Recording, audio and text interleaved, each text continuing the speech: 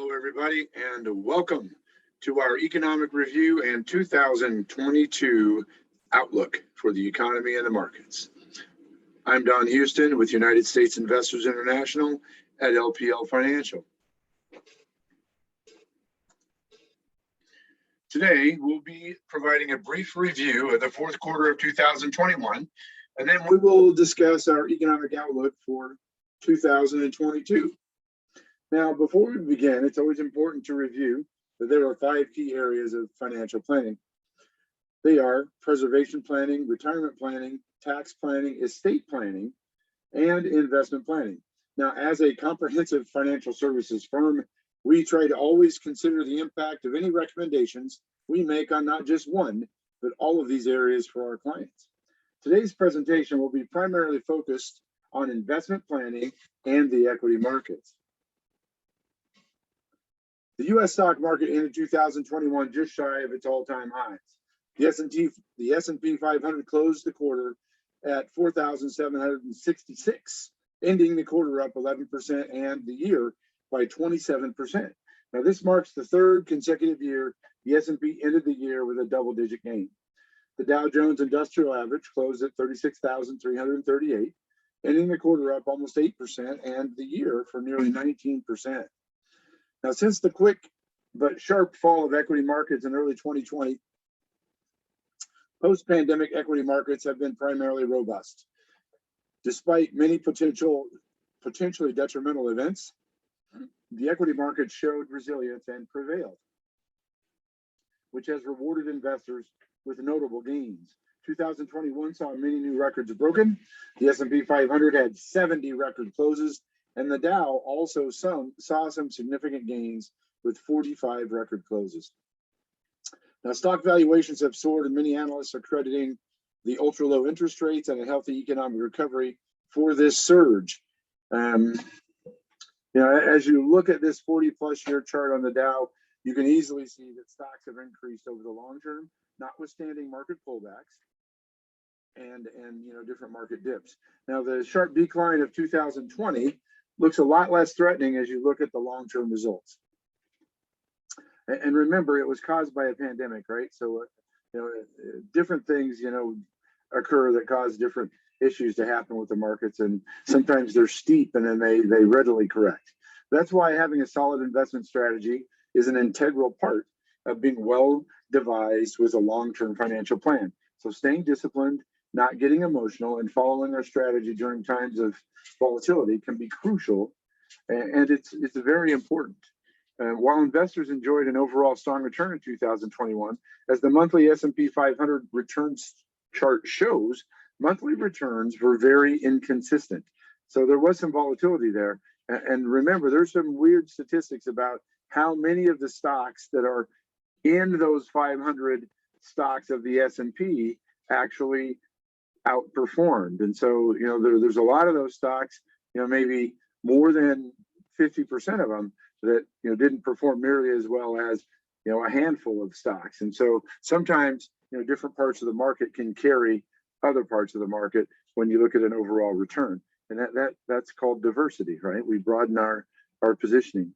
So equity markets do not move in a straight line. And the past few years have been an excellent reminder for investors to be prepared for anything that could affect the economy and the economic environment and your own personal situation. So volatility is part of the investment experience, and seasoned investors understand that. That doesn't make it, all that much more palatable, but we understand what happens, and it's really, really difficult to time the market, right? So we got to remember that, staying the course is the way to go. Bond yields for 2021 were really low. In mid-March, we saw the highest 20 and 30-year yields on U.S. Treasuries for 2021. Subsequently, they dropped back down, ending the year at 1.52, 1.94, and then 1.9, and for the 10, and then 20 and 30 yields, year yields respectively. We talked about that, in the previous communication that we had on our 3rd quarter, and then the year-end kind of update that we had here with the last video. So 2021 was not a great year for bondholders. While today's interest rates are still historically low, the Fed is expecting to raise interest rates several times within the next 2 years. So when interest rates rise, the demand for bonds typically falls, reducing their prices and raising their yields. Thus, 2022 will be an interesting year for bonds. Now, it's really going to be interesting to see how this works itself out. Research is indicating that Treasury yields could go up, ending 2022 with a 1.5 to 2% yield on a 10-year Treasury. We'll see what happens, but as rates go up after having on nearly a zero interest rate environment for a decade, we're going to see some of the premiums built into those bonds be reduced, and so that could have some impact. And so we'll see how this works itself out. As I mentioned earlier, interest rates continue to be ultra low throughout 2021. And these rates are clearly undesirable for income-seeking investors. And then you add in inflation that goes with your purchasing power of how much more things cost for the amount that we're receiving on rates for deposit rates, especially at banks. You can see the bank money markets, an average 12-month CD rate were both less than 0.2%, which is really, really unattractive. So we've seen these figures too. I mean, we've shared this before, and we know that the annualized yields here with bank deposits aren't the greatest.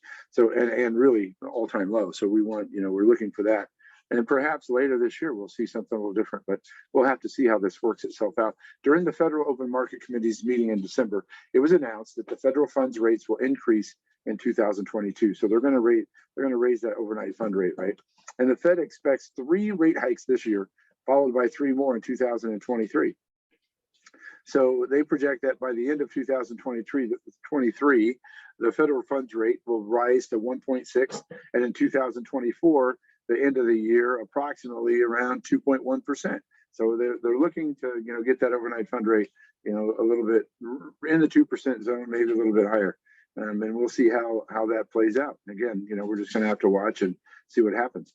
The Fed has been making lots of moves. So they also began the tapering process with the ultimate goal, and that was back in November, right? So the ultimate goal of ending the pandemic-driven stimulus by mid-March of this year, several months earlier than their original goal of November of 2022. So originally they were going to, kick this can even a little further down the road and continue to, support the economy. And so it looks like because of the pace that the economy has recovered, let's say, we'll put quotations around that. We've stepped that up, and it's because we're trying to make sure that we don't put inflation into place that is less than or more than transitory, right? So if we have this transitory inflation, which we talked about for a long time, they've stopped using that word, so it's obviously here. We want to make sure that we have a handle on it, and so this is really kind of what the Fed's trying to do. In December, due to the elevated labor market and inflation pressures, the Fed decided to double the pace of reduction of asset purchase beginning in mid-January. So they're doubling up. We're going to start, making a reduction of this tapering faster than we thought in double time. So by March, essentially, they plan to be done. Inflation rose at the fastest pace in nearly 4 decades in December of 2021. So look at that, 7% versus the prior year. That's big. Seema Shah, the chief strategist at Principal Global Investors, stated, this is a quote, "Inflation at 7% is no joke. It's the highest annual number since 1982 and was driven not by energy prices, but just about everything else." So I'm going to say that again. Inflation at 7% is no joke. It's the highest annual number since 1982. That's amazing. So I joined the Marines in 1982, right? I was a kid, and was driven not by energy prices, but just about everything else. So while analysts feel December's number could mark the peak for annual inflation readings amid signs that supply strains are easing, other experts suggested the rampant spread of the Omicron variant could bring about new difficulties for the global supply chain. Many analysts feel the tapering process of the Fed could slow inflation down. So that's kind of what they're looking at. They're thinking that, by stopping the quantitative easing, that perhaps, we'll will put a little bit of a roadblock in front of inflation. So inflation is clearly on our watch list for 2022, and we're going to continue to pay attention. But what are the analysts forecasting for 2022? 2022 may be a very volatile year. Our goal is to keep our clients apprised of any potential activity that may affect your financial situations. And so in addition to continued COVID concerns, 2022 is projected to bring rising interest rates, right? So we talked about that. We know we're going to raise rates. It should bring the rates up. Continued but hopeful lower inflation, stimulus tapering, and a slowdown of the global economy. So let's also not forget any public policy and new tax laws will bring changes to monetary policy as well. So what does this mean for investors? The returns we've enjoyed the past few years were well above average and the typical median of the past 20 years. However, there are still many economists that feel with rates still low, we should be optimistic, and could still be looking at favorable returns just in a more moderate fashion. And so we'll see a little more moderation, but things, we're looking for them to balance out a little bit. Certainly, we're not going to have, that I wouldn't think we're going to have the imbalance of, one particular sector and certain things just completely, take off into space. kind of the background behind me. Launch. I don't think we're going to see that because the rest of the world is going to come back to work, and we're going to see the fundamentals be a bigger part of earnings and what really makes a difference to companies. We're going to see far less of these new tech companies, or relatively new, taking off with evaluations and share prices that are beyond what the fundamentals would show that they should be, and even a reasonable price to pay for them. So even though equity markets have seen impressive returns, complacency should not settle into investors' attitudes toward their investment strategy. So we are still standing by our mantra of proceed with caution, and we're going to do that. And we're kind of looking at value, and we like dividends, and we kind of want to stay grounded. And we also maintain that educated client is our best client. Knowledge is power, and that's a true story. So here are some things we're looking at. With interest rates on the rise, we feel it's beneficial to review all of your income producing investments, which we're doing. Lock in, your mortgage rates, or consider refinancing to get a better rate if you haven't already done so. So, most of us, we're not really worried about that. We should have already had that in play because, rates are obviously going to go up. Maintain liquidity for your near-term needs. Reevaluate and confirm your cash flow needs. And sometime this year, conduct a full review of your financial plan with us, which we like to see. So during this review, we'll look at risk management and how well diversified your plan is, and then we'll revisit your time horizons to make sure that all these items are still compatible with your goals and what you're doing and how you're using your money. Remember, if volatility returns this year, it's part of the investment experience. So market pullbacks and downturns are not uncommon. Having a long-term strategy and staying away from emotional investing decisions can help you ride the pullback waves and stay on track towards those very same financial goals. As a reminder, I want you to focus on your time in the market, not timing the market. So we can't time it. It's just impossible. But we'll always want to have some positions in the market for the most part. And then if our risk tolerance doesn't allow for it, then sitting in cash until you're comfortable isn't such a terrible thing sometimes. And so we can hold cash and be okay with that. So just focus on the time in the market, not timing the market. Selling equities during a downturn can help you retain your gains, but if you're still on the sidelines during an upswing, it could prove very disadvantageous.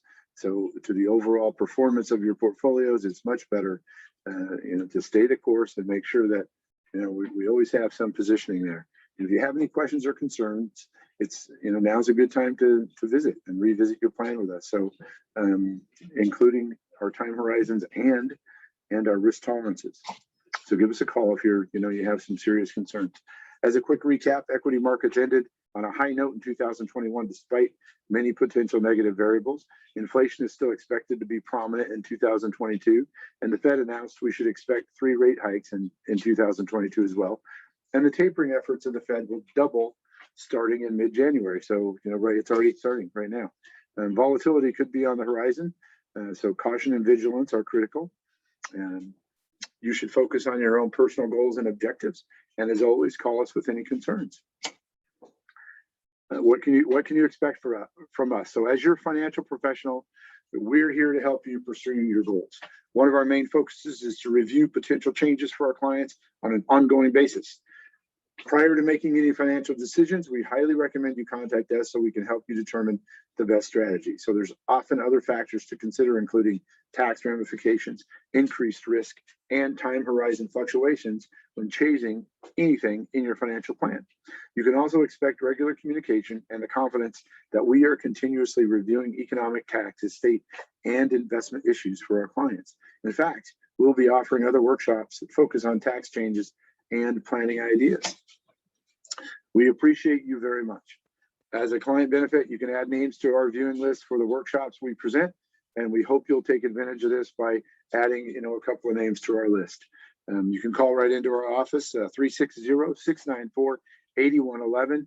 Dion or Lacey usually answer the phone, but Dion is the target, and she will make sure that if there's anyone there that you can share any of our video information with, she'll get them added to our list so we can get some information out to them too. And they can even call us, if they have any questions or concerns as well. One of our goals in 2022 is to help more people, just like you, our clients. Some of our best clients were referred by our existing clients. So please feel comfortable in sharing, any names that you feel could benefit from this information.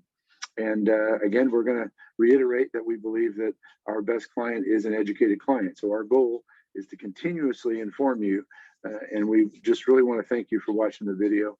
Best wishes for a great and healthy 2022.